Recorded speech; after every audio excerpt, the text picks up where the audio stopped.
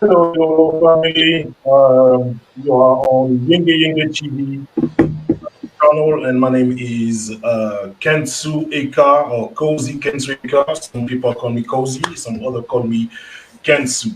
So you are on Yenge TV, and I will just say thank you to all for those who are watching or those who are gonna watch this show later. Today we do have Dr. Evandra Catherine. She's with us.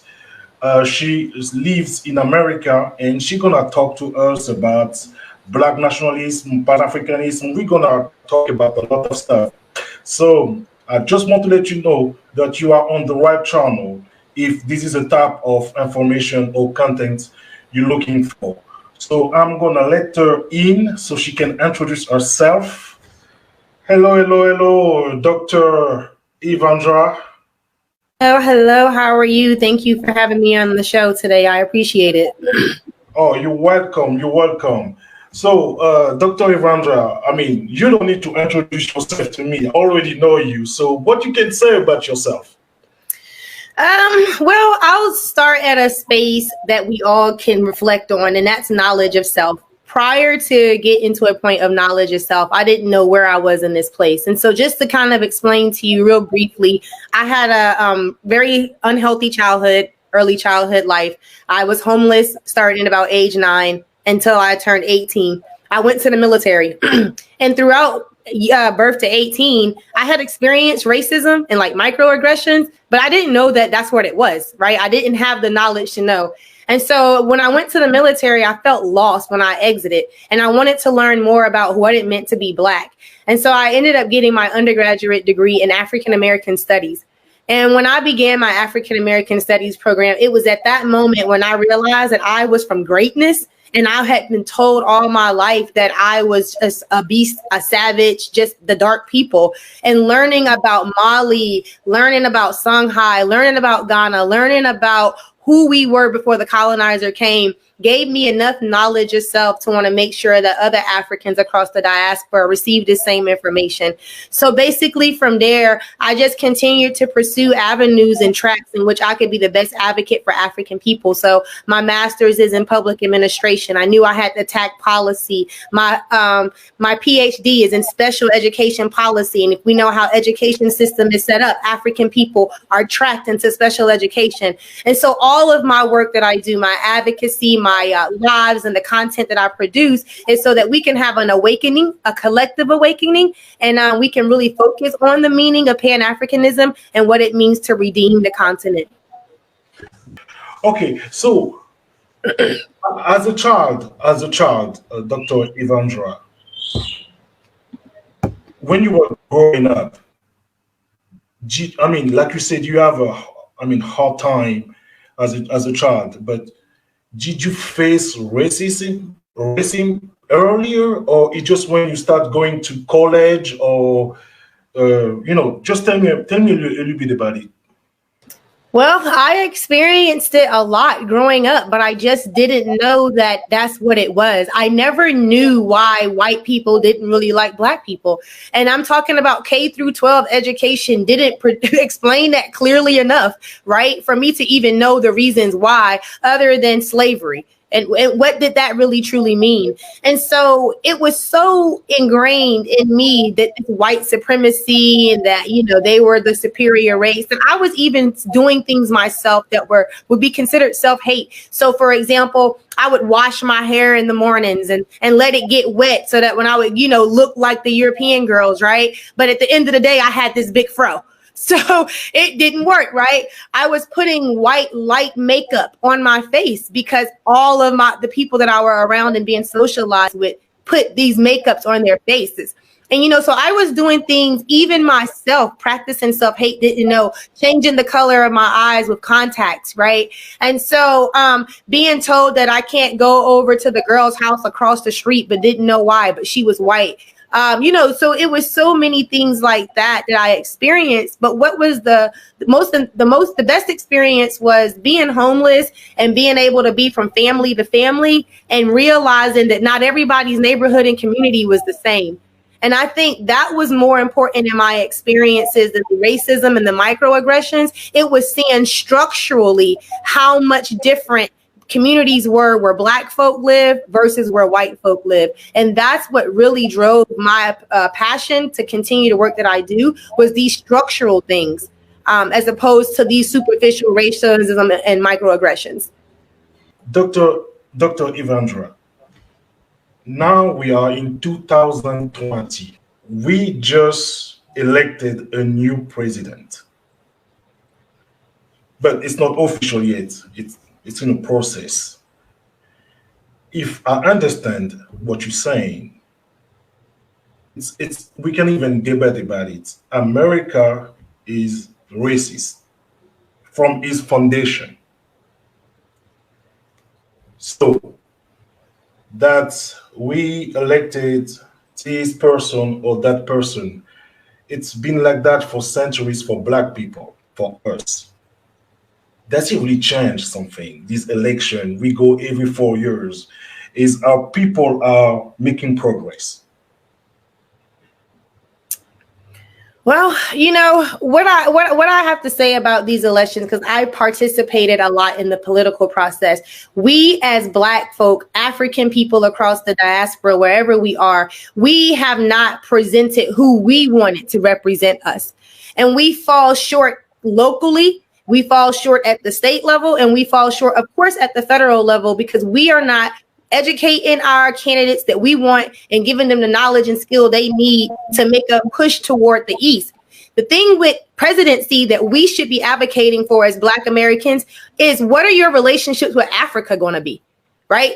We can't get in no better position in in America as Black folk or African peoples if the continent is not redeemed. And we need strong policies, foreign policies between the U.S. and Africa. And unless Joe Biden or Kamala Harris is looking to see who they're going to put in those high positions to ensure good foreign relationships and good interactions, not more colonization with the continent, it doesn't matter where you are as an African, until home is redeemed, we are always going to fall short. So while some people may feel there is progress being made as Black Americans, that progress is very much so within these borders. And we have a lot of dispersants across the globe that could benefit off of positive relations alone, just between the U.S. and Africa.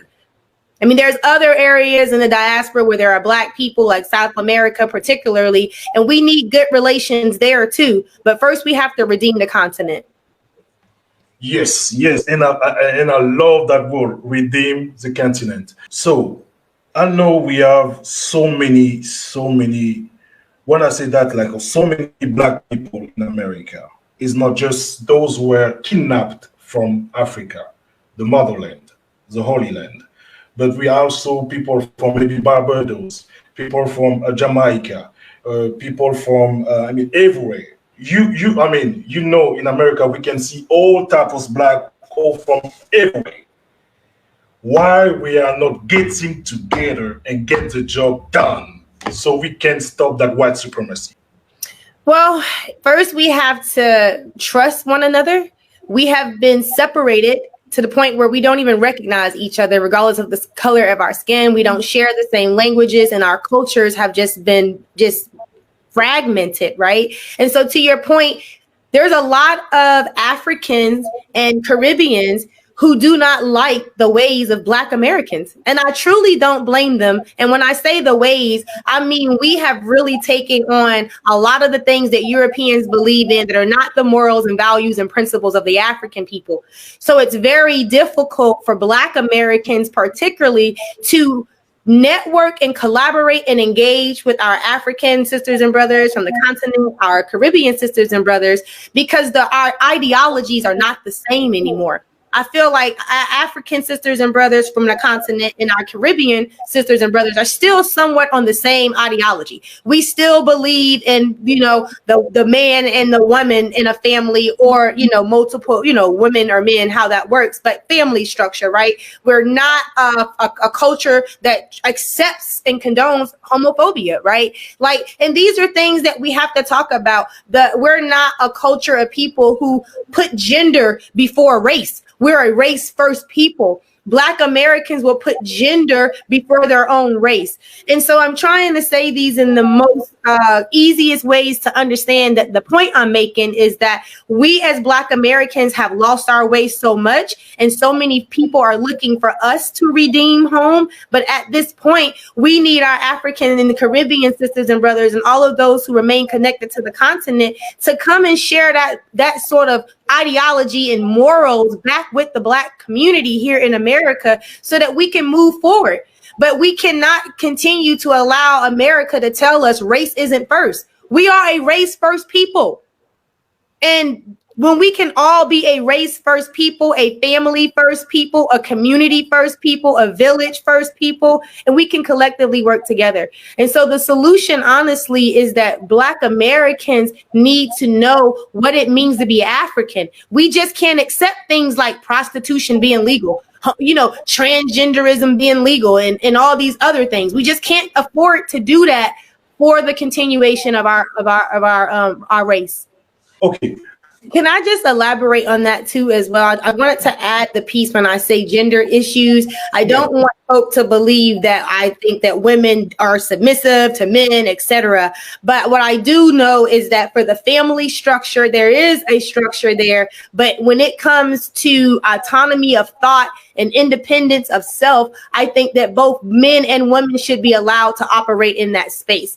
But I don't believe that we should put an issue out there that we need women and men to be equal at all costs of things. We need to be able to accept each other's thoughts and opinions and self, and respect one another as humans, not looking at male or female, but humans. And then, we get to the patriarchal sort of matriarchal paradigm. But I did want to clarify that I do believe that women have a very, very distinct role in continuing on the African race, to be honest. We are the only ones that can continue this African race. So I wanted to add that.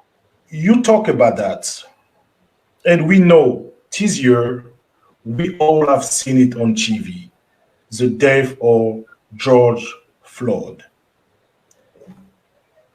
And we saw that movement called BLM, Black Lives Matters. But me personally, I'm a little bit confused about that movement, because it seems like that movement is for everyone. When I say everyone, it's transgenders, homosexual, even white people, when it was supposed to be only Black. I think if it was only Black, it will be more efficient. And I'm gonna show you this, and I think there are the founder of that movement. Where is it? These three ladies. So, is it Black Lives Matters? Is it for us, Black people, or not? Well, I think I share the same opinion as you as a Pan-Africanist. The Black Lives Matter movement is the furthest thing away from the ancestors wanted us to engage in. It was founded by three lesbian women, Black lesbian women. And I think that in itself tells you what this movement is built out of. It is a gender first movement, or an all gender movement, honestly. And so what it has become is it's taking the lives of Black men mostly and Black women and turned it into a platform. So the platform was formed after the killing of Trayvon Martin to bring awareness to police brutality. That is what the platform was created out of.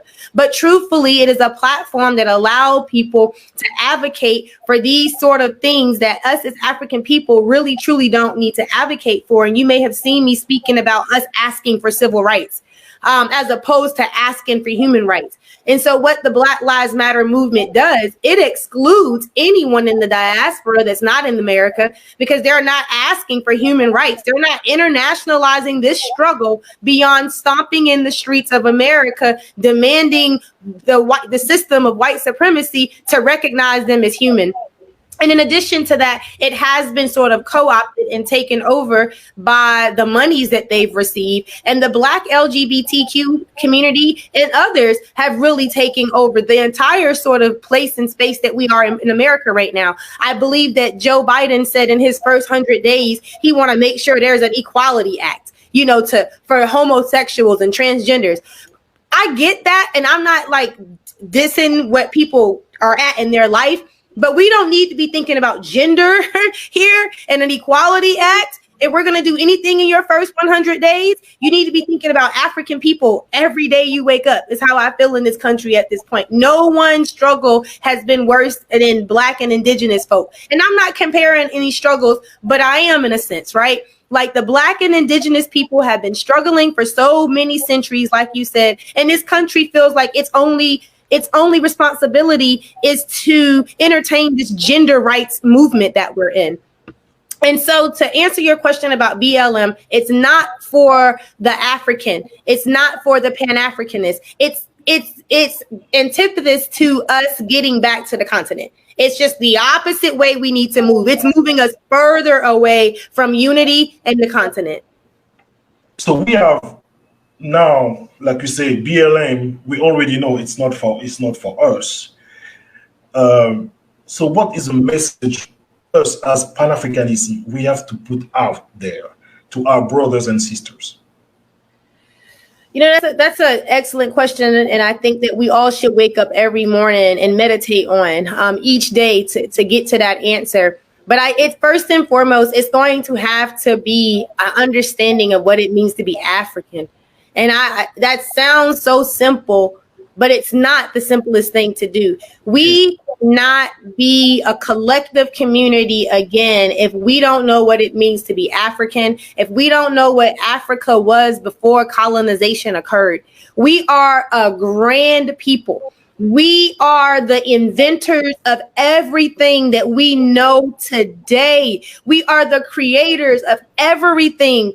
It doesn't matter where it comes from. Yeah, and it just comes from this place of understanding that if you only knew that the reason why white supremacy exists is because of the fear of the African in every sense of fear, we could control and dominate everything in this world. And I believe biologically, through natural selection, that we would wipe out the European race if we did. And I'm not saying that to hate, or I'm not saying it with any sort of hatred, but what I'm saying is that with the amount of intelligences and resources that African people has, there is no way that the European could remain in any sense of form. And the white woman really like tall, dark, and handsome. And it's not just a cliche thing. And so if most white women continue to seek out tall, dark, and handsome, them babies is just going to get browner and browner and browner. And over time, there will be no white race. So their desire to maintain their position, it is life for them, death for them, right? And so we as African and Pan-Africanists need to understand the power in being able to wipe out a whole entire race that was formed out of a mutation.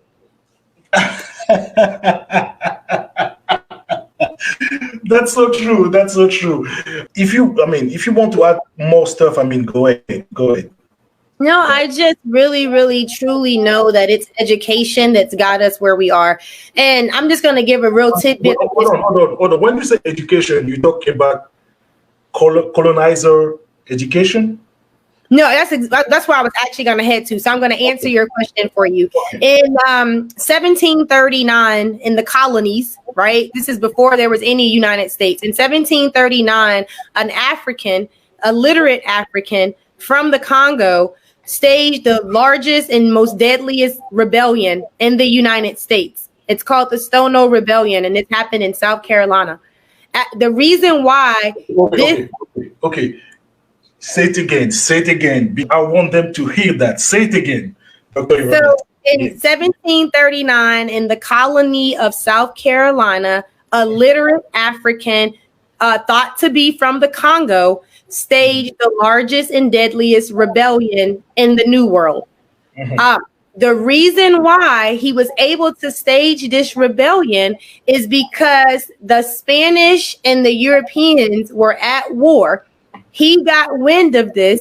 And so he knew that the British colonies were weak over in the New World because of the war over in Britain between Spain. And so he was able to overtake this colony. As a result of that, the very first anti-literacy law was put on the books in the entire globe in 1740, which said that an African enslaved or free could not be taught to read or write. So when I say education, the denial of the African to be educated goes back on record as far as 1740. And there is no other country or continent still to this date that has ever had an anti-literacy law on the book. So white folk feared the literate African since 1739 on record. We have been denied the right to who we are since they put it into law in 1740. And in this country, that law is still the law of the land today, because we know that the education system in this country is not for African redemption and liberation. We need an education system that is going to teach us how to redeem and liberate ourselves from the colonizer. And the colonizer is not going to do that. And they made it clear, particularly in the U.S., in 1740. And the name of that rebellion was the Stono Rebellion. And of course, after that, we know that we had the rebellion over in Haiti, also from a literate African, right? The power of a literate African, and is why we as Pan-Africanists need to get back to our sisters and brothers and make them pick up a book, because they fear us being literate, and functional literacy, illiteracy is continuing to harm us. And we need to educate ourselves on character building, morals, values, family. We need to do all of that. The village, the elders. We need to get back to ideologies that's going to make us grow. And that's just what I want to say about education. It's just the ability to read and write. Just that one ability was taken away from the African in 1740. That meant that you could not get any education. Miss Dr. Evandra, we know first, like you said, we have a trust issue among us, among Black people in general. So we don't trust each other. We have a problem with education. Do we need to fix this here in America, or we need to go back to the motherland to fix this? Because I'm asking you this because this is Black brothers and sisters who live on America. On the continent too, we have the education from the colonizer. Things that teach us over there, it's against us when you do have a brain. So tell me, what you think about it? Yeah, we as African people had the UNIA-ACL when it was fully functional. And part of what Marcus Garvey and the rest of the Pan-Africanists at that time and Garveyites was to have a school of African philosophy and thought. And so if we would have continued that legacy, we would be able to redeem the continent from every space that we are as Africans. What needs to happen ultimately is those of us that has the skills and intelligences where we are, we need to pull those together to redeem the continent. So whether that happens in the U.S., it's difficult. You want to know why? There are Black folk here, African people here, who felt like their ancestors built this land, so why should they leave it? And so with that being said, it lets you know how we do not know a lot about what happened before the colonizer, because there were Africans that had come over to this land long before the colonizer, and enslavement was to say, oh, that's when the first African came. So while we know this land was built by our ancestors, we also know that in that same process, they built a country for white people. Our ancestors didn't build this country for us. And they did not know at the time that they were building a country for white folk. 70 million people voted for Donald Trump. 70 million white supremacists, okay? This country is a white country. But Black folk build it. That's true. But you're never going to get the resources, both natural, both educational and cultural, that you're going to get at the continent. You're just, the food that we put in our body on these lands are not the foods that our bodies need from the continent. People say, I don't want to go to Africa because of the healthcare system. A healthcare system is a treat of illness. If you was eating the right foods and getting the right water and breathing the right air, you might not need a healthcare system, because what the earth provides you will heal you. Okay, so it's like, even in that line of thinking, oh, what about the education system? And the ancestors will communicate to you what you need to know. A book don't need to tell you everything you need to know. The universe can tell you. You're going to get that at the continent. So I say all of that to say is that this country was not built by Black for Black. It was built by Black for white. Africa was created, not built, created for Black and African folk, in all of humans. You know, as time has gone on and you've had migration patterns, folk have got these different ethnicities and whatnot, but we know that everybody came from Africa. We know that all the resources in the world is in Africa. We know that every animal that we want to know about is in Africa. Africa has the right temperature. It has the right water. It has the right vegetation. It has the right everything for every living creature that the ancestors and the universe provided us can survive in Africa. Everybody can live in Africa except Europeans. That's a true as well. No, it's not being funny, but Europeans have a very short lifespan in Africa. They do. Many of them are in South Africa. So if we understood scientifically and biologically the power and what it means to be an African, it would happen. Dr. Evandra, are you in your mindset is Africa, like we need to redeem Africa. We need to go back home because Africa got everything we need. Everything you said, the natural resources, the weather, everything. Most of Africa, like you said, I mean, I know you talk about it, but most of our brothers here said, I don't know who I am. I'm lost. So Africa to me, it's like, I mean, you're talking to me about like, I don't know what you're talking about. And you say too, we need to read, we need to know about each other's. But most of me, this is what I've been dealing with. When I talk about it, I don't know about Africa. I don't know who I am. How we can help us, how we can, because what hurts me sometimes is just, they say that and they stop there. But do you want to know? Because it's easy to just say, you know, I don't know about Africa. I don't know who I am. But do you want to know? You know, as I mentioned when we had first came on the show, that my K through 12 education, I didn't know anything about being Black. And had I not gone to college, I still today wouldn't know. And so I didn't find out until I was in my 20s. And so that's a lot of youth that we are missing if they're not learning just a bit of who they are until they get to college, and many don't go. And so I say that to say we have to think back to the ways of before and look at collective economics, because we need our own schools. We know that. We need our own education. We know that we cannot get liberated without education. We know that our ancestors knew that because they fought very hard for the Brown versus Board decision. But the Brown versus Board decision fell so short. But they fought hard for it because they knew that education was the way to our liberation. But what happened is it was a colonizer's education.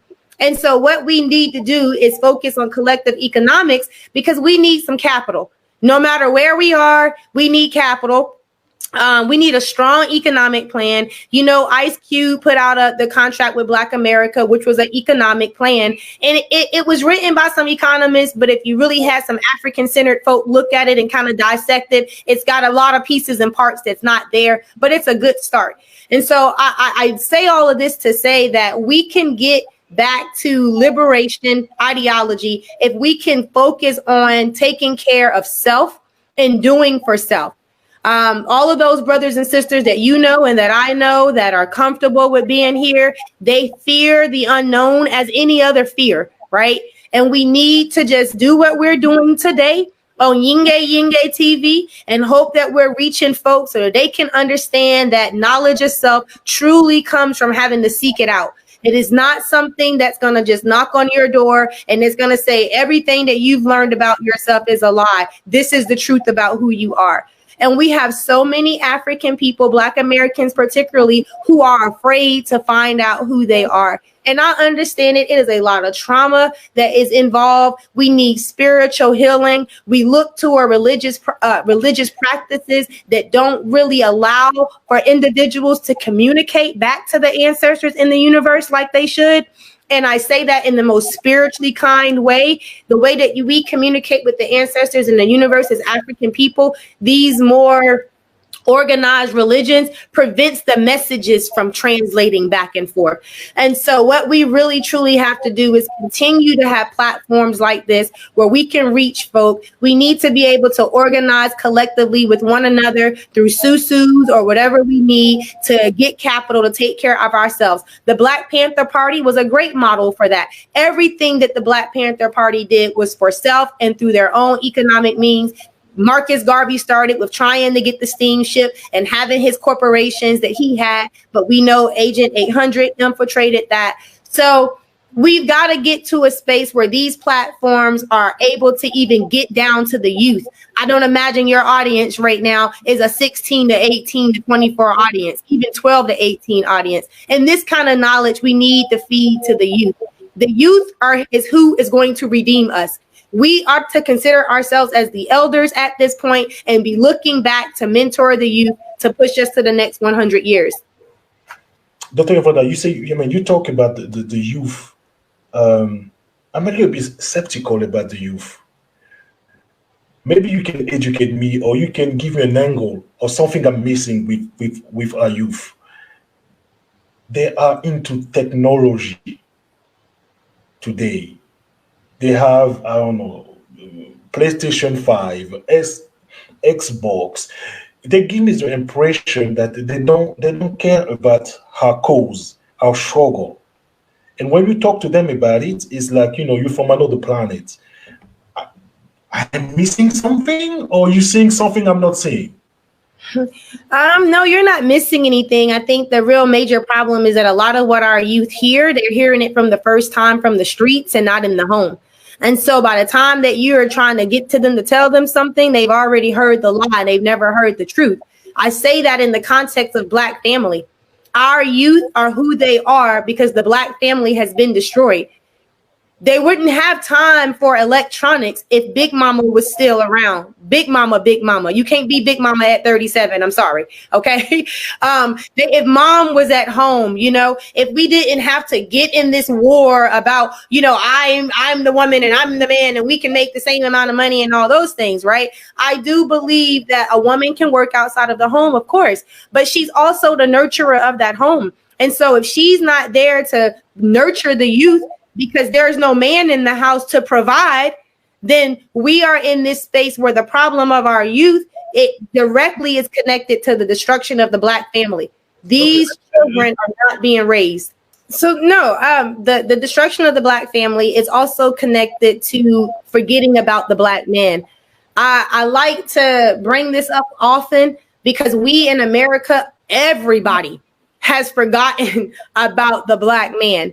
And there is a eugenics, if they want to call it that to be proper, but there is a real serious attempt to limit the amount of sperm that Black men are leaving behind. And I say that in the nicest way possible. The reason why there is an attack on the Black male is once again, biology and natural selection. White supremacy isn't just institutional racism and policies. White supremacy also has to control the birth rate and the death rate of the African, which means that all of their attempts are warfare against the African. And so as long as that Black man is nowhere in the picture, these youth will continue to go down this path that the Europeans want them to go down. They're not being raised. And as long as they're not being raised, they hit these streets and the streets get them. They're not being educated. There's no one home to educate them. And so this warfare against the Black man, if we focused on that as much as we focused on everything else, we could also be focusing on at that same time, simultaneously bringing back the Black family. We're allowing America to push the Black man out, not just through the carceral state, not just through like the lack of employment, etc. But this idea that a man doesn't even need to be in the house anymore to bear children. Okay. Like that part in itself, right? Biologically, I know that there are multiple ways that you can get a child these days. It's been going on since the beginning of time. People have been trading them, buying them, and doing whatever they need to do to get them, right? So that part has always existed. But now Black women feel like they don't need the Black man. And regardless of what your sexual preferences are, your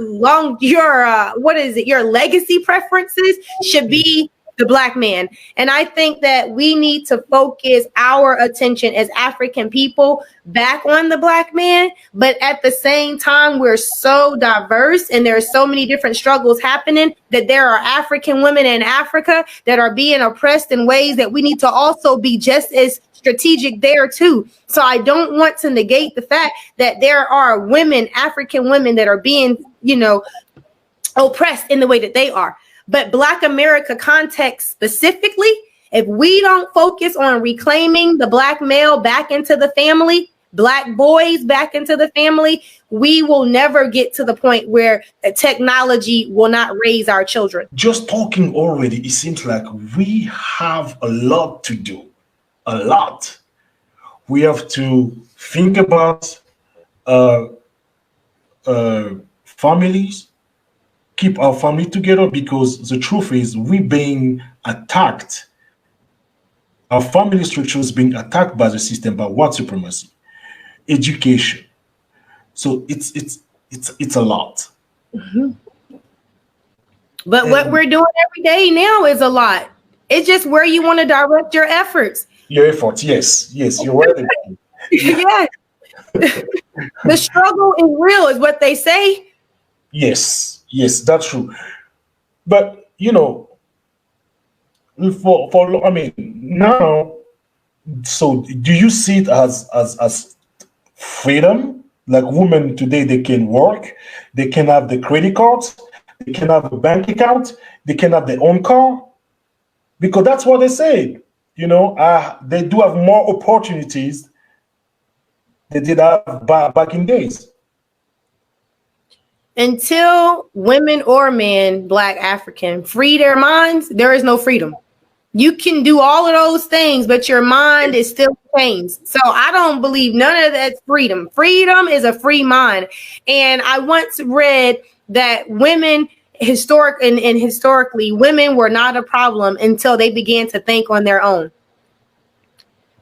So that tells you a lot. And that phrase or that saying comes from a time, early time. So in the context of early times, we know that today we saw that white women voted for President Trump, right?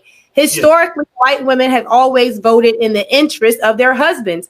But what started to happen was you had the abolitionist white women who were then voting opposite of their husbands, because those women got a little bit toward a formal education and they started to think for themselves. When women started to think for themselves, white supremacy had to get more oppressive. I say that in the context that we have to know that freedom of the mind is when we were freedom of the soul, the spirit, the body. But we can work, we can walk, we can pay bills, and we can spend money, and we can lift weights. But until your mind is free enough that your fruit that you bear, your legacy, your children are out here speaking a liberation theology, then there is no freedom in that. I don't want to be a woman that can go out the house and work, but yet my Black son can go out the house and get shot by the police. Yeah, so I want to also bring in the historically within African culture before the colonizer, the women were the brains, right? The woman developed the community, she developed the youth, and the woman was the brains of the African community. There are all of those male that are presenting themselves as the leader of said kingdom or whatever were being advised by the woman.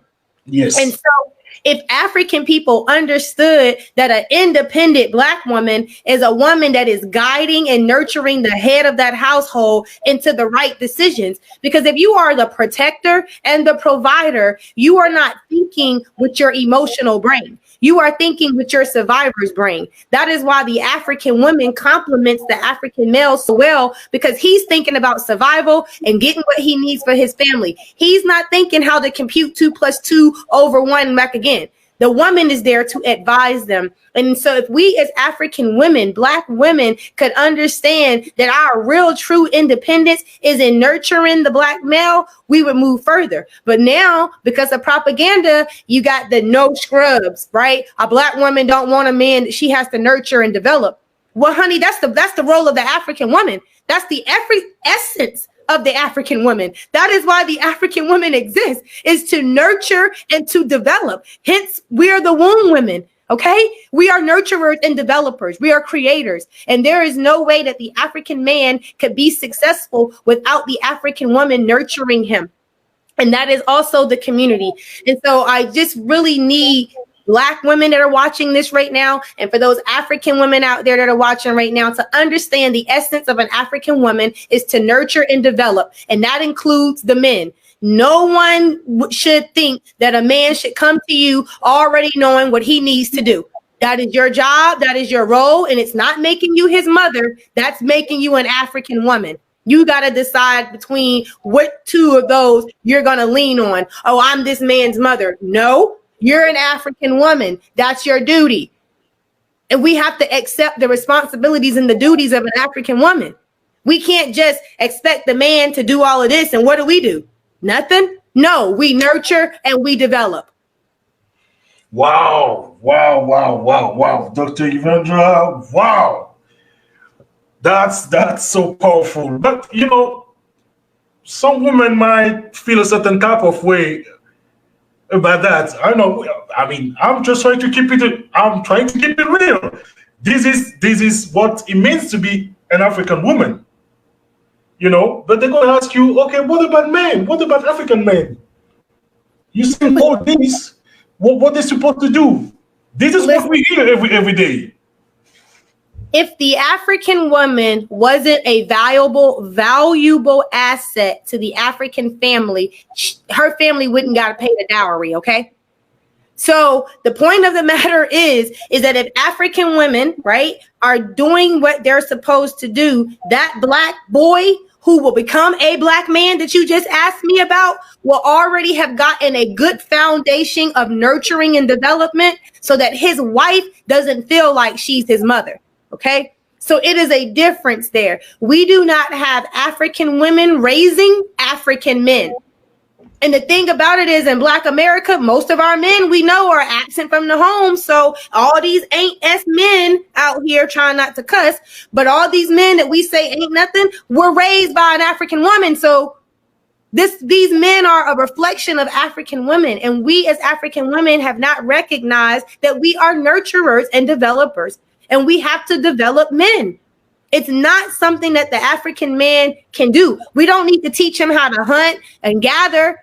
He knows that instinctively. It was given to him, right? We do need to teach him how to be rational. Baby, don't think with your emotions all the time. Calm down, right? Think about this. This person might say this and it means this.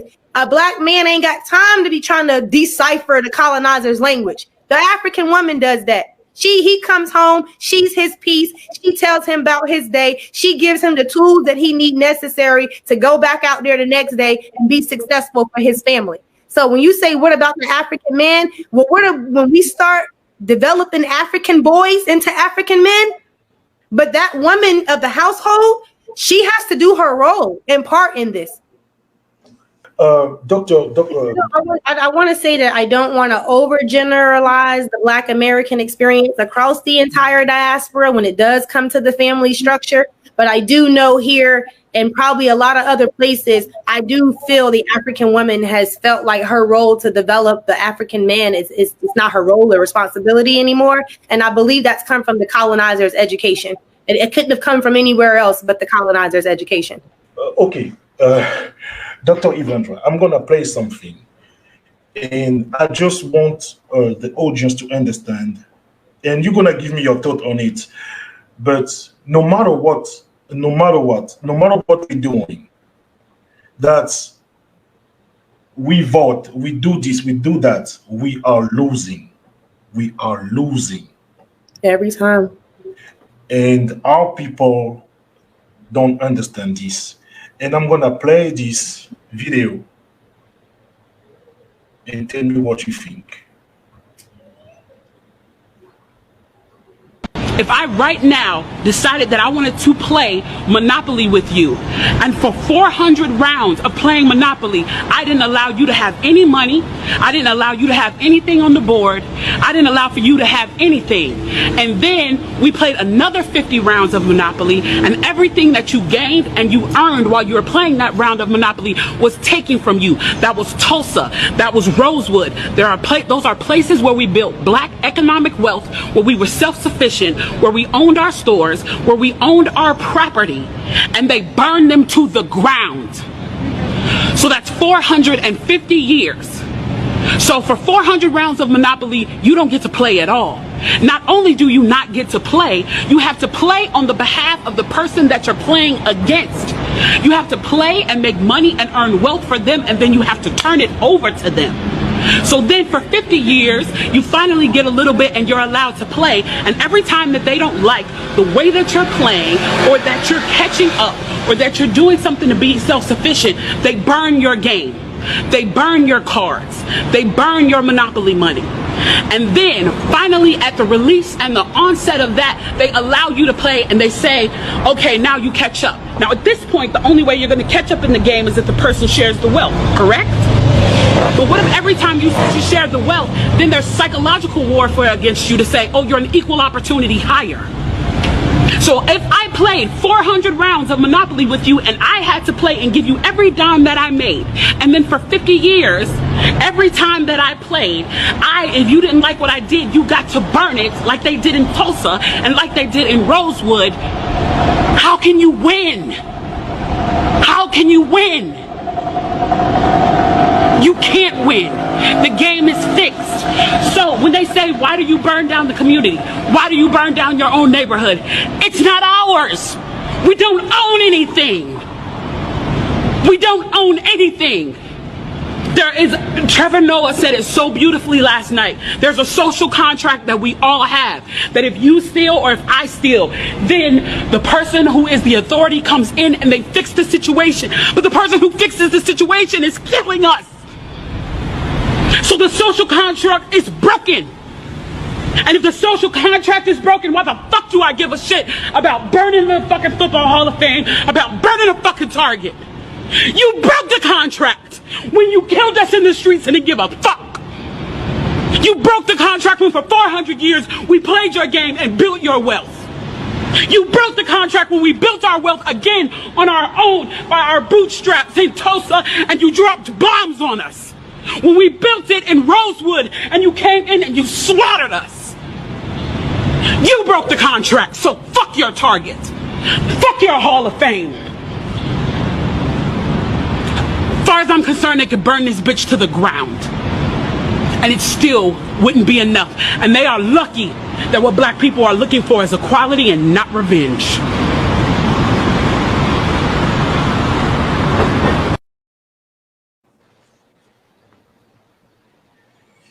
Yes. So pretty much we're losing no matter what. This touches back on my point when I said that, black people built this country for white people. When I say that, that's everything, every structure, every design, every resource that they have. So in her point that she was making, you can never win in a space where it wasn't built for you. It wasn't designed for you. So when you get to a position to which you threaten the majority, they're going to do what's necessary. And white people in America have had their own military since the beginning, and that's the KKK. We don't think of it like that, but we need to change the way that we think. The KKK has always done the work of white supremacy on the ground. They did the lynchings, they did the burnings, they did the hangings. All of that was done by the KKK. That's their military. If we, as Black people, want to stay in America, when are we going to get a military? Because we can't build an economically sufficient African community if we can't protect it. It's either that or we need to cross borders. But we have to understand that the people that we are fighting against have a military. And not only do they have a military, the police force is a part of that military. We have no way to protect ourselves. So no community we build will ever be protected from outside oppression. So, we cannot win in America. It was not designed for us to win in America. We can't win. The Constitution is the law of the land. And the Constitution say that African, enslaved, or Black is not protected. There's no winning.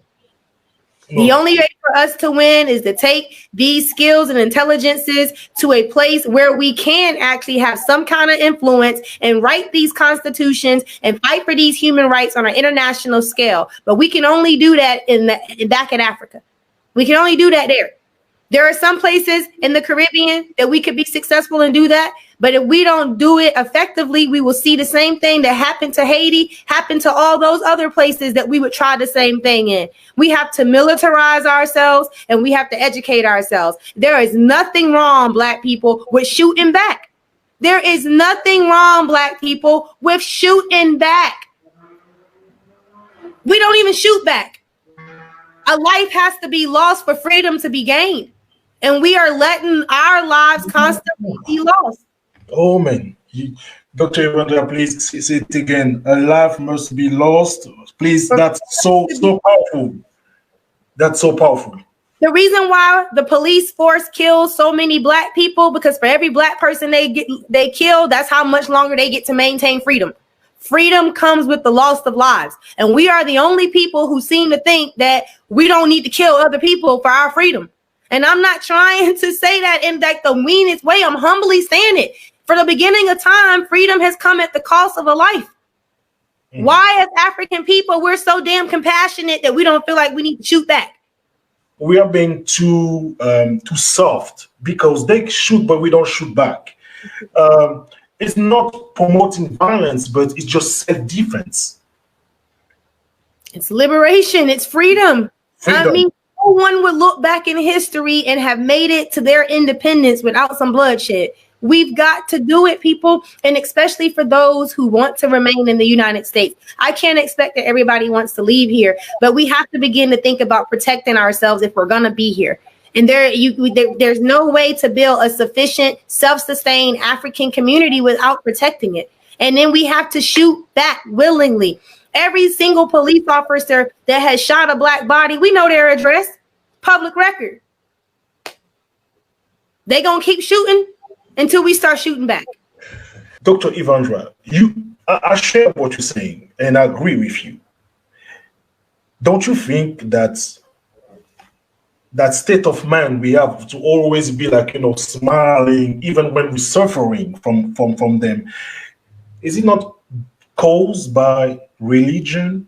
Jesus, who taught us, hey, obey your master, have some love for your master, don't fight back, think about the evil. That's where you're gonna be happy. Yeah, that's the root of it. That is the root of a lot of it. It is, truly it is. And we have to understand that is also that you can do that, but you have to do something else in addition to that, right? Like you just can't continue to obey the master when the master is literally killing you. It just is it's freedom of mind. I can't say it any differently. We have to free our mind from the oppressor. And it's like we sit at the oppressor's feet every day waiting for scraps. And once upon a time, we took those scraps and turned them into soul food. But what are we doing with those scraps now? Nothing. We have to, like I said, it's going to have to be the youth, because adults are the hardest people to ask to do something differently. But we have to find a way to not only think about a liberation movement, We have to find a way to support Black family. And right now, that's the Black woman to raise these children. I think that part of our plan, you know, we have Pan-Africanism, which keeps us together culturally. We need an economic plan. Cultural plan can fall underneath Pan-Africanism easily. We need a political plan, but honestly, we need a plan to redeem the Black family simultaneously. We will not be able to liberate ourselves if we are not getting to the youth. And right now, the barrier between me and you and the youth is that mom that's going to work every day and leaving that youth at home. My mama ain't telling me, so why I'm gonna listen to you? Wow. We cannot liberate ourselves when our youth won't listen to anybody because their mother hasn't never told them anything, or their father hasn't ever told them anything, or someone that they find that they have a close relationship with and trust has never told them. And I don't know you. And that is our Black children's first thing to say. I don't know you. I'm not listening to what you say. My mama ain't never told me that. And we hear those words and we just let them fly for what they are. But what that child is saying is that no one is teaching me anything. And I don't know you enough to learn. That's what that child is saying. Absolutely. And we take it as disrespect. And by taking it as disrespect, it puts a barrier now between you and that child, because now this child is being insubordinate to you. This child is being disrespectful. That child can only communicate to you like a child can. That child is telling you he needs someone to teach him. She needs someone to teach them. That's what they're saying. And what the barrier becomes is that feeling of these kids think they know so much. They feel so entitled. Well, how about you view that a different way and understand that these are cries that these children are having right now. And the only way they know how to express it is that way. We as adults need to humble ourselves and not be in this thought process of you're the child and I'm the parent or I'm the adult, but listen to the cries of our youth. They are crying loudly. We got to understand where they're coming from. No one's teaching them these things, the bare minimum of things. No one's teaching them. And you said something from another live. You were a guest, and you said something that really made me think, or change a little bit my mind about kids' behaviors. You said their behaviors, it's a way of resisting. Mm-hmm. So can you a little bit elaborate on it? Yeah, so the majority of my 9-to-5 work that I do is to make education-related policy recommendations to the federal government. Basically, Black kids in the U.S. education system are pushed out for three main reasons: is disruption, yes, defiance, and disobedience. Those are the three main types of offenses that many Black kids are kicked out for. And what those are resistance behaviors. If we look at any of the literature and any of the previous the African thought and African philosophers, we will see that those three behaviors permeate liberation and resistance. And so what the colonizers' education system view those as trying to run against or not follow the rules and not take that indoctrination seriously. And our kids are resisting white supremacy. They're saying, I would rather you kick me out, suspend me, expel me, refer me to the law enforcement than to come sit in here every day for 6 hours and listen to you continue to tell me that I am nothing. Because actually these kids have technology in their hands where they're now at least getting to see what a bit of African culture look like. And it's regardless if the celebrities are doing it. A lot of these people are learning things that they would not have learned about. Black Panther changed the game for a lot of children. And so continually to go somewhere where they're telling you you're nothing, but your electronic device is telling you that you're a little bit of something. Look at this and see this and look at that, you know? And I think that if we don't, outside of the school context, but in the family context, understand that our youth are expressing to us that this is uncomfortable. The environment is uncomfortable. My spirit, my essence, the ancestors in me are uncomfortable.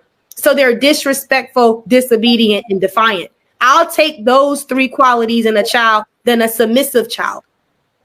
Wow. Because you can nurture those behaviors into leaders. Backbone. That's what those behaviors are. Yes. Wow. Wow, wow, wow, wow. Okay.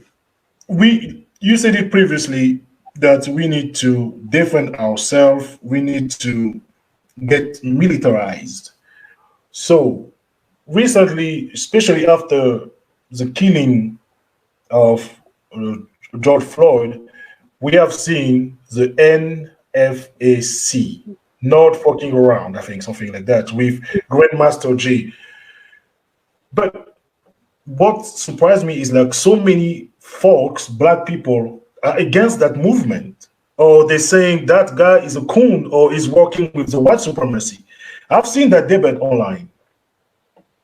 You know, is it the way to go or is not the way to go? Or now there's something out there, black folks are still, wondering if that's the right way to go.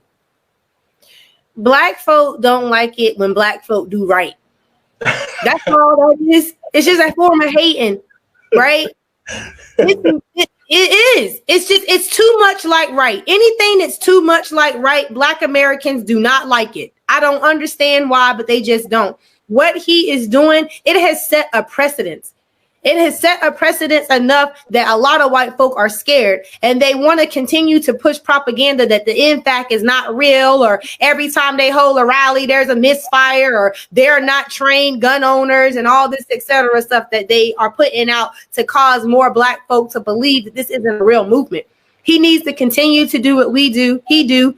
You and I and others need to find a way to bring those movements locally enough so we can get the right type of training. Because I don't just want to go get a gun and shoot it, right? I went to the military. I'm a veteran. I got trained how to use the M16. They didn't just say out of basic training, here's your M16, go to war. I had to learn how to clean it. I had to learn how to load it. I had to learn how to aim it and shoot it. So yes, we do need to militarize ourselves. And what NFAC is doing is leading the way for us to learn at least how to handle a weapon. So many people pull them out and just shoot them. But that is not protecting yourself. You have to know when to shoot, how to shoot. You have to know what happens when your gun jam up, what type of bullets you need, how to clean it, right? Yes. All of that protecting yourself. Yes. So I agree with what he's doing. I'm going to play that video so they can see exactly what we're talking about, who's in NFFC and who's Grandmaster J. Boots, black pants, black button-down shirt, black mask, shotgun, semi-automatic, or rifle, pistols, thigh holsters, or under your arm. If you're not in that uniform, you won't be in the formation. Period.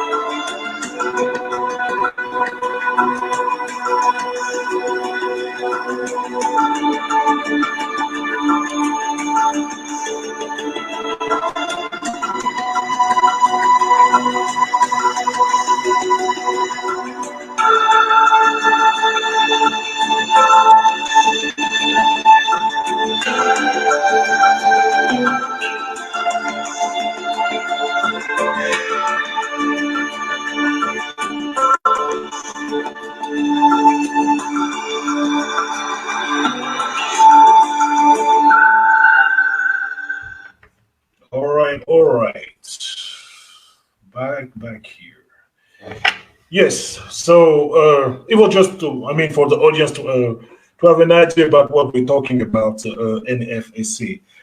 Uh,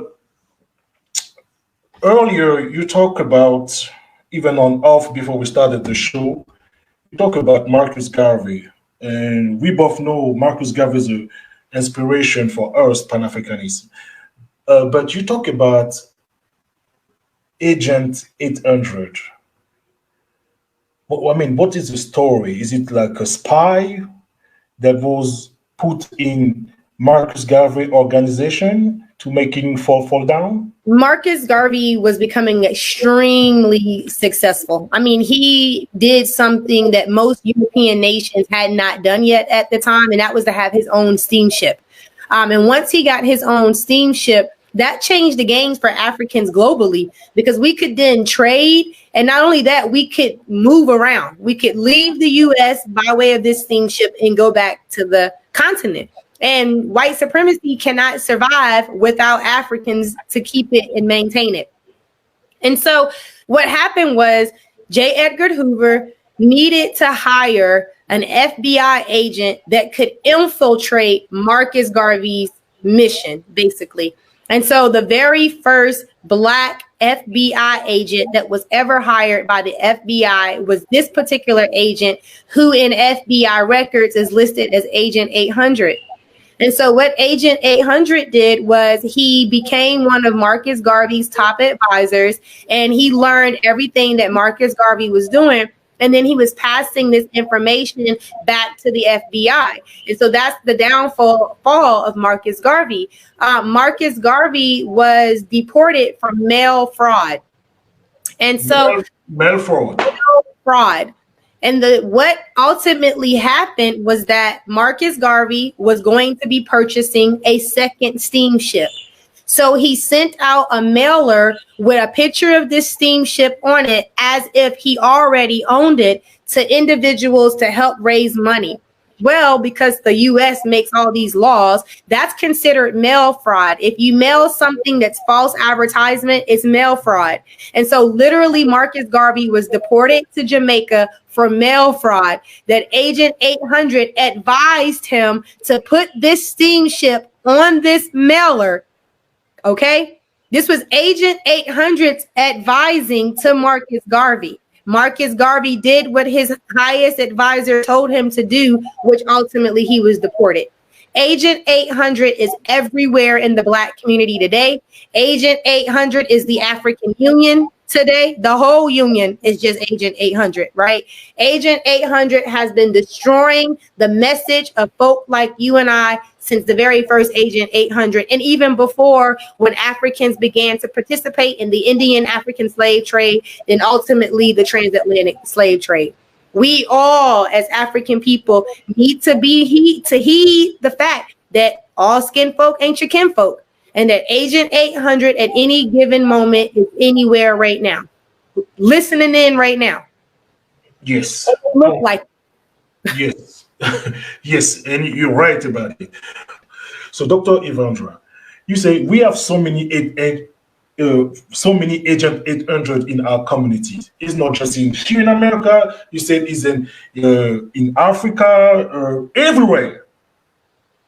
And everything we attempt, everything we try to do, they always infiltrate us. They always get in our movement, in our struggle, and they sabotage everything. Maybe that's the reason why some of our people don't have hope about what we're talking about, our vision. You know, I've heard it. No matter what, they're gonna infiltrate us. They're gonna do something, and just so what we're supposed to do, just stop fighting. No, I mean, we have to just understand that Agent 800 exists. I don't care how successful and effective we are at liberating and redeeming the continent. Along that way, Agent 800 is going to be in full effect. Like I told you before, and the rest of the audience, that, white supremacy is just not racism and policies. It's also that fear of that natural selection. So their efforts to continue to oppress us have to be strategic and real. And so AJ 800 will always be a part of what they do. We just have to be strategic enough in a movement to know who you told something to, and if it comes back around again. So like there's ways to work around Agent 800, but we have gotten in this space of social media that we tell all our business. And so now you don't even have to have an Agent 800 anymore. So we just really have to, within the community of us that are looking back east, we have to continue to make sure that within our toppest echelon, within our leadership, that we are communicating messages and seeing if those messages are coming back out. And that is the only way to make sure that your closest advisors are really your closest advisors, because it's not going to be the one member outside protesting. It's not going to be the one member that's, in the corner. It's going to be someone that's closest to the operation of things, because the FBI is a intelligence and surveillance organization.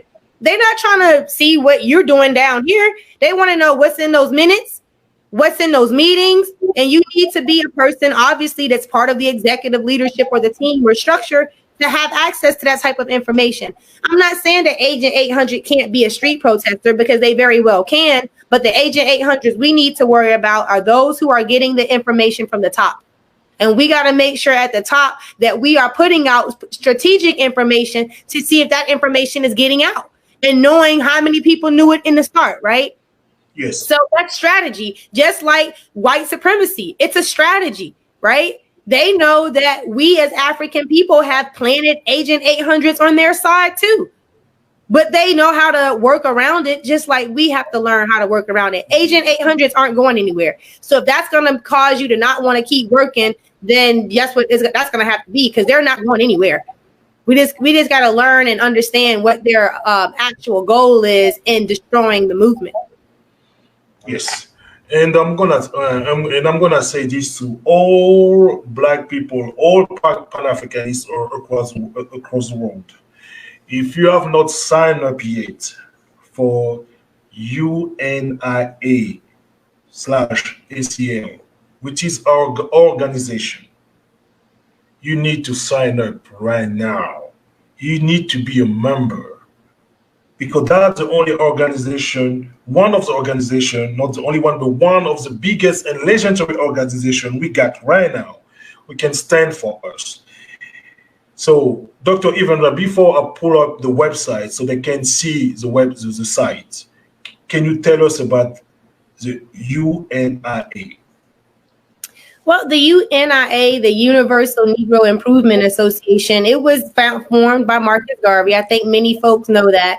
In 1920 was the very first convention where they actually came up with the Constitution and the RBG flag that you have up behind you and next to me. And it was an organization that wanted us to look back east, looking to redeem the continent, because Marcus Garvey and the ancestors is just not Marcus Garvey. Marcus Garvey worked with a lot of people, so it's just not his own thought. These are the thoughts of the ancestors, that the only way that African people could be free if we had looked back east. And he talked about his travels. Marcus Garvey never traveled to Africa, but he traveled a lot in the Caribbean, particularly in Central America. And Marcus Garvey, along the way, he saw that no matter where he was, that African peoples were treated the same. And he said, where is our government? Where is our Africa? Where is our leaders? And he said, Africa is for the Africans. And the UNIA was formed out of that thought, that Africa is for the Africans. We should govern ourselves, and we should provide for self and do for self as Africans. And that's where the UNIA originated. That is the work of the UNIA today. The thing today is that we have allowed so many Agent 800s to co-opt the movement that people don't believe in the movement. The UNIA is a little bit fragmented right now. The online presence isn't the best that it should be. And those kind of things put more barriers in the way of us doing the work that we need to do. And so what I say here today, when you join the UNIACL, just understand that whatever you might see, it's there for a reason. In order to keep us fragmented the way that we are, you're going to see fragmentation when you look for us. But the UNIA-ACL is alive and well, and we are working to redeem the continent. We have repatriation programs where we are now trying to repatriate 1 million families to Africa. That's being done by the Exodus Alliance, which the UNIA are partnered up with. So the movement is still looking to get Black Americans back to the continent so that we can redeem the continent. And so it is alive and well. The website is the UNIA-ACL. President General Miller, Cleophas Miller Jr. is the current President General. All right, so I'm gonna show them the website. Let me see. They would just need to click where it says membership at the top of the page, and that is where they can begin the membership process. Ok, so I'm gonna say that in French. Ok, donc ça c'est le UNIC, donc c'est l'organisation de Marcus Garvey, qui est légendaire, qui est, si vous êtes panafricaniste, si vous avez, vous croyez en ces idéaux, donc on vous recommande, moi je vous recommande, et docteur Evandra vous recommande d'être des membres. So like you say, they have just to click on here, right? Membership? Yes. Voilà, donc vous cliquez dessus et vous devenez membre. Je pense que là, il y a une application, il y a sûrement un formulaire que vous allez remplir. C'est une organisation actuellement aussi qui est en train de travailler au retour de 1 million. You say 1 million family? Yes. Donc, qui travaille aussi au retour de beaucoup de noirs, parce que des nôtres sur la terre-mère. Et parce que, comme vous savez, c'était l'un des grands piliers de la politique et de la vision de Garvey, c'était Back to Africa. Donc, je vais lui poser des questions par rapport à ça. On va en revenir ici. Okay, Dr. Evandra, you talk about 1 million of people going back, like repatriation. First, before I go ask you a question about that, can you tell me about why there's an ACL? Why ACL? I mean, what it stands for? So ACL is African Communities League. And so when the UNIA was first formed in Jamaica before it came over to the U.S., the African Communities League also existed. And so what ended up happening when they incorporated the UNIA, they merged the two organizations together. So it's always been UNIA ACL, but most people just call it the UNIA. The ACL part is just the legal corporation of the organization. Okay, so about those return to Africa, back to Africa. So how is it working? Is it people are just volunteering, or there's a process how it works? Yes, there's a process how it works. I actually threw you the link in the private chat so you can have it. So basically what you do is you enroll into this program, you pay a certain amount of money. The goal is to raise $1 billion US to repatriate 1 million African families. And so whether or not you're looking to repatriate, you yourself, we can go and donate money towards the effort. But you have to sign up as part of the project, and they work with you and your family on repatriating you. And if you look at the link that I sent you, it'll give you all the details there on the link. But you become a contributor or you join. And if you join the UNIA ACL, you also are a member, a participating family to participate in the 1 million families. And some of your dues that you pay towards the UNIL contribute to the Made in Africa project, which is the Exodus Alliance. So, and I'm very, very close working with the individuals who are running this project. And I'm sure I could ask them to be a part of your show and they could give you more on the repatriation project. I did an interview of both of them on my Facebook. It talks about, it's called Repatriation, and you can also hear them speak about the effort there. Okay. I'm gonna try to show it. I'm gonna show them the website, how it looks like. Voila. And if you scroll down just a little, you can see the commitment to the 1 million families. Keep going down some more. Some more, okay. Some more down at the bottom there. You should see the commitment. You see the UNIA-ACL is part of it, and there is the commitment to the $1 million families. Yeah, here I see it. Okay. So, et ce n'est pas que le UNIA qui fait partie de ce projet. Comme vous voyez, il y a aussi Made in Africa, j'arrive pas, Made in Africa, donc fait en Afrique. Il y a the State of African Diaspora. Il y a ADJ. Donc, c'est plusieurs organisations qui se sont mises ensemble afin de donner l'opportunité à tous nos frères kidnappés de la terre-mère de rentrer chez eux. Et ne croyez pas que pour rentrer chez eux, c'est pour rentrer à Kama et puis être oisif, ne rien faire. Non, c'est apporter des projets, parce que comme on dit, il faut promotionner aussi le Black Excellence. Donc, Black Excellence, afin de rentrer, mettre des projets dans tous les domaines. Ça peut être dans l'agriculture, ça peut être dans les technologies.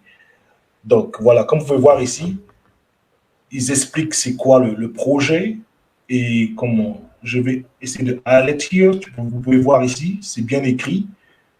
Le but immédiat, donc the immediate goal of the alliance, c'est obtenir la somme de $1 million en 2 ans, en 24 mois.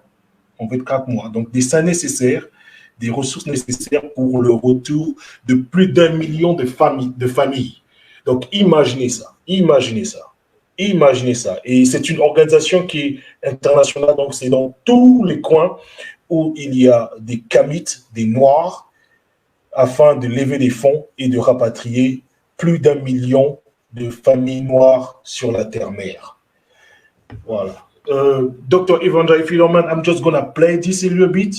Do you mind? No, I don't mind. Okay. Je vais un peu jouer ça. RJ, please tell the people about the Exodus Alliance. Absolutely. With the current state of affairs globally, the current state of the African diaspora, we all know the challenges that we're facing around the world. We all know that there are certain solutions necessary for us to improve our conditions economically, socially, spiritually, even with education and even currently with the current situation as we see in the medicine and in the medical field of the world. We have formed an alliance between our organizations that include the UNIA-ACL, Sankofa Repatriation Assistance Program, the State of the African Diaspora, Made in Africa Project, also the Al-Kabalon Development Group, and others, including also the Black Star Action Network out of Sierra Leone. We've included or formed an alliance called the Exodus Alliance. And this alliance has been developed for the mass and immediate repatriation of the African diaspora back to the continent. Okay, so this gives them an idea. So I'm just going to tell them in French. Donc voilà, donc vous pouvez aller sur le site, vous verrez, c'est bien expliqué que bon, il faut se retrouver spirituellement, il faut se retrouver en termes d'éducation. Donc c'est un grand projet pour la terre-mère, afin que ceux qui nous ont été volés à travers l'esclavage, qui sont en fait nos frères, nos sœurs, qui sont les descendants de nos pères, de nos mères, ceux qui ont cette volonté de rentrer chez eux, rentrer à Kama, la Terre Sainte. Ce projet a été fait pour eux. Donc, si vous pouvez aider à n'importe quel niveau, faire un don, donner le plus petit, je ne sais pas si c'est 5, 10, 20, 40, selon vos possibilités. Il faut aider, pour moi, il faut aider, il faut mettre de l'argent dans ce genre de projet afin que nos frères, qu'on se retrouve tous. Donc, il y a un grand mouvement ici qui se fait. Voilà. All right. Back to Dr. Evandra. Oh, this is powerful, you know, because sometimes it just, we don't have information. We don't have information. We don't know what's going on. So that's perfect. And Dr. Evandra, I'm just asking you to be patient. I'm gonna play another video. It talks about it, about going back home. So just once again, and after that, we're gonna go back to our conversation.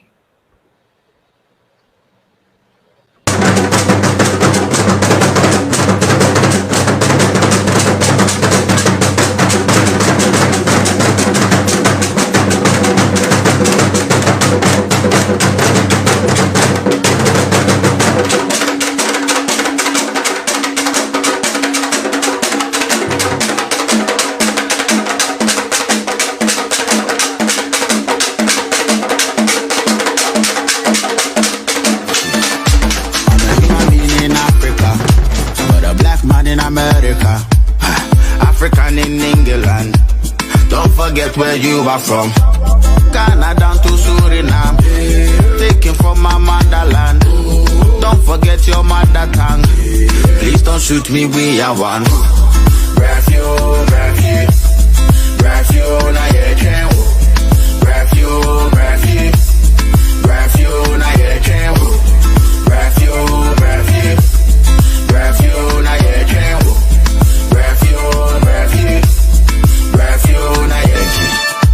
I'm a human being in Africa, but a black man in America. African in England.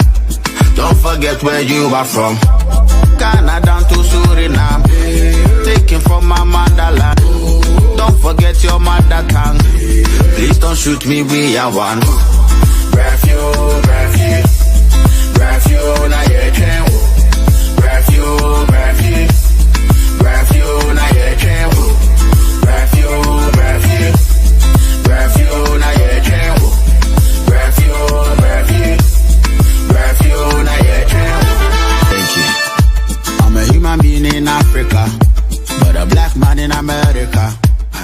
Man, and just to show how strong our people are as a people, that we still went through what we went through and still overcame all of that. Where we from, that it's time to come back to the motherland. All black, all the Western blacks, they need to embrace what Africa is in order for them to grow in their overall spirituality. And at this point in time, it is crucial for diasporians to return to the motherland. Come and see, because we have been brainwashed for so many years that we truly don't know ourselves anymore. So this is an opportunity for diasporians to come home and see and feel for themselves what it is like to be home. But I would like to say in conclusion that the most important consequences of all the activity we're here to initiate is that together on both sides of the Atlantic, we will work together to make sure that never again will we allow a handful of people with superior technology to walk into Africa, seize our peoples, and sell them into slavery.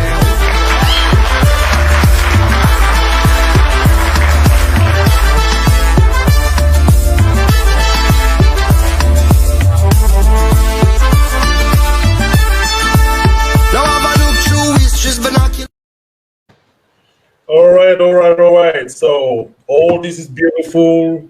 So all our people, our brothers and sisters, yes, things are being done. We are going back. We have to redeem Africa. Africa first. I strongly believe if Africa is not strong, no black man, no black person on earth gonna be able to fight these white supremacists. So, Dr. Evandra, this is just my own observation. It's my own observation. This type of project, going back home, and I'm still wondering why, but it's more successful with Americans, Black from English islands where people speak English, but it's not working on the other side where people speak French. And I don't know what's going on. Like in Europe or in France, France got even some French islands. Ghana was successful with that project going back home. And have seen thousands, millions of our brothers and sisters from the diaspora who went back, who are investing right now. They're investing in everything. They're building businesses over there, houses. But on the French side, it's not moving. And I don't know why. So tell me, you are in that, English, you are in the other side, like the dynamic. So explain me the dynamic. Maybe I'm missing something. Or we are not doing our job on our side, maybe. Yeah, I don't know. It just makes me think about Haiti today. Like it just makes me wonder, what is it about French colonization that continues to cling on, especially in Haiti. And so I don't know what it could be at all. Honestly, I think that mainly English is just more universal, it seems, than French. You have so many more English-speaking people, I imagine, than you do French-speaking people. And so there's a lot more collaboration, a lot more organization, a lot more numbers, a lot more people that makes it possible.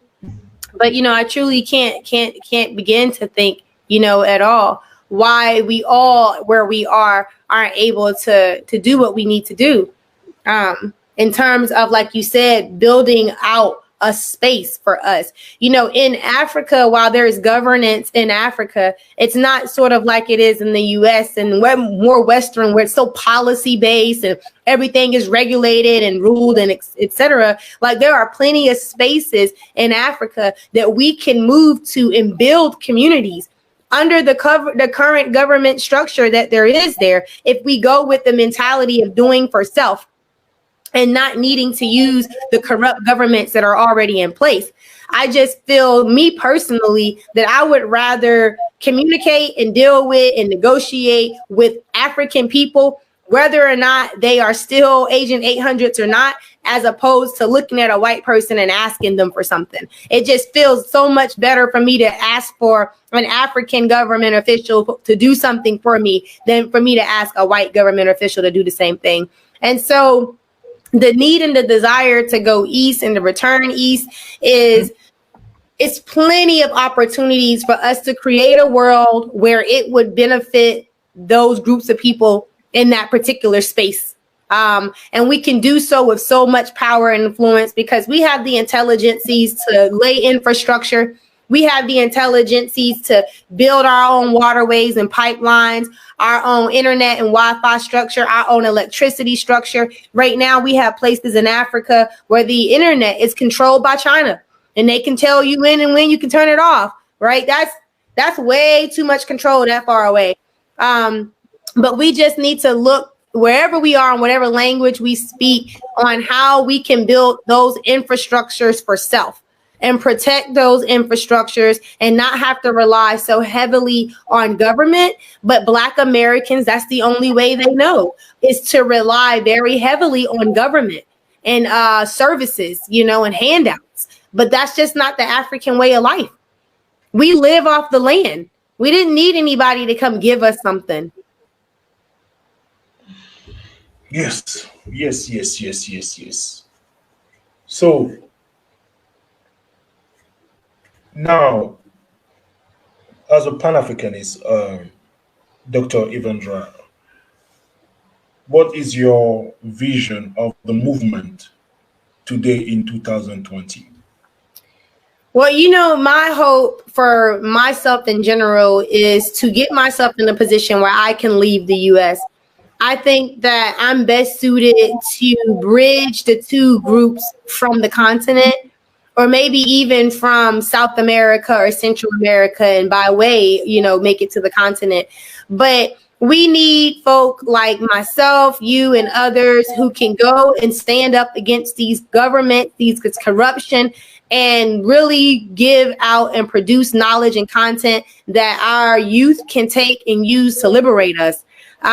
In America, the idea that Black Americans have that their ancestors built this place, they don't want to leave, that's a real thing for a lot of people. Most of us, I should say. So there's only a small amount of us that want to leave here. And we have to do what we can to change the image of Africa for people to want to go home.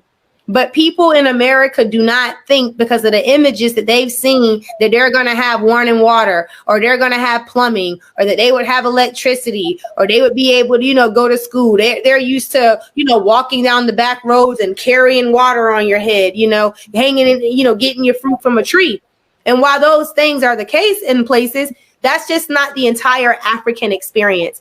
And I think that we have to change the view of Africa, because it is a space and a place for us to be. And no doubt about it. There's no second guessing it. Everything that we would think about that we need, the natural resources are there. The people are there. We are the smartest people. Okay. Melanin does a little bit without intelligence. I'm just saying, I think, you know, we are a very hyper intelligent group of people. We just need to come together and do the work. But we got to change a lot of images. And for those Black folk who want to stay in the U.S., you know, we can't change their mind. But what we can do is change what Africa would look like, so it would change the mind of their grandchildren and their great-grandchildren. Well said. Well said. Well said. So now I'm going to open the... Dr. Evandra, before you leave, I'm going to show them where they can reach you with their questions, if they're interested about your work. So your Instagram and your Facebook. Then after that, we're done. Yeah, definitely. So all of my social media is under Dr. Evandra Catherine. That's Facebook. That's Instagram. I'm also on Twitter. So you can find me at any of those places, Facebook, Instagram, and Twitter. So at Dr. Evandra Catherine. And you will find me. I have an actual professional page. Did you? That one is Facebook /Evandra Catherine. Oh. It's www.facebook.com /Evandra Catherine. Okay, so Dr. Evandra Catherine, I hope you enjoy the show. I enjoy it. Thank you a lot for coming. It was really nice of you. Now we have a little bit